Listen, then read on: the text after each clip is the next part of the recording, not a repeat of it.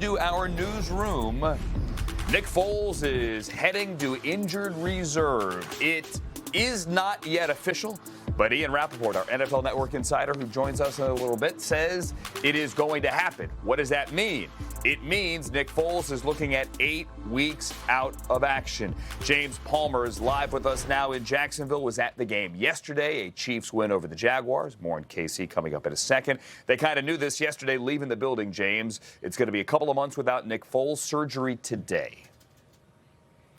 Yeah, you're right, Andrew. It's surgery this morning, and they knew a lot of this because it happened really quickly. When he was landed on by Chris Jones, he threw a brilliant touchdown pass, and he left this game with only 5:23 left to go in the first quarter. He immediately went to the sideline with trainers, and it was one of the quickest times of sitting down with trainers, immediately getting up, going straight, not to the locker room, but straight to the x-ray room, and they knew all of this very quickly, that he had a fracture in his collarbone on the left side, and the plan, really dating back to last night, was probably he was going to go to IR because of the length of time it would take to come back from this. So you're right about those 8 games. And now you look at what they're losing. They go in and bring in John DeFilippo to be their offensive coordinator because the history he has with their quarterback Nick Foles, who they brought in free agency, and the marriage between the two of them, upgrading the talent at the quarterback spot, but also changing the culture with what Nick Foles brings off the field. He made a dramatic speech Friday to the team. These are all the things that they wanted in their quarterback in Nick Foles,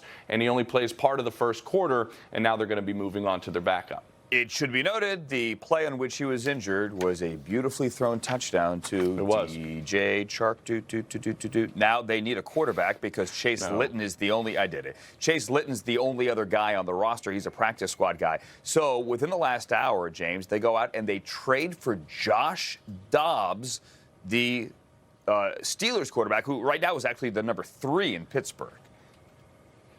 Yeah, they trade a 5th-round pick in 2024, Josh Dobbs, bring him in here. But the guy we should be talking about is Gardner Minshew, who came in, plays for Nick Foles. He's a 6th-round pick, rookie out of Washington State. He comes in, and he lit the world on fire. Everything was about the Chiefs, right, and Patrick Mahomes and what he did.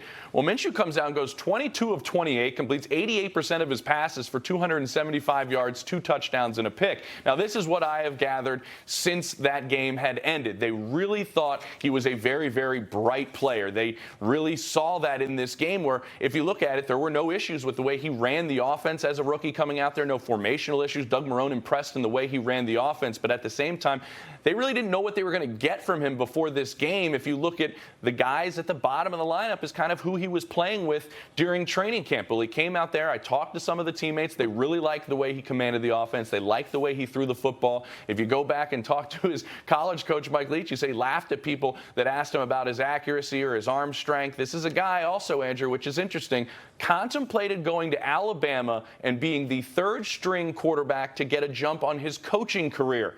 Ends up getting lured by Leach, now is the starting quarterback for the Jaguars. Remarkable.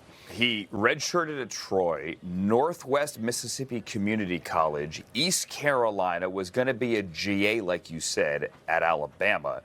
And now he is a starting quarterback of the National Football League and looked really, really good yesterday.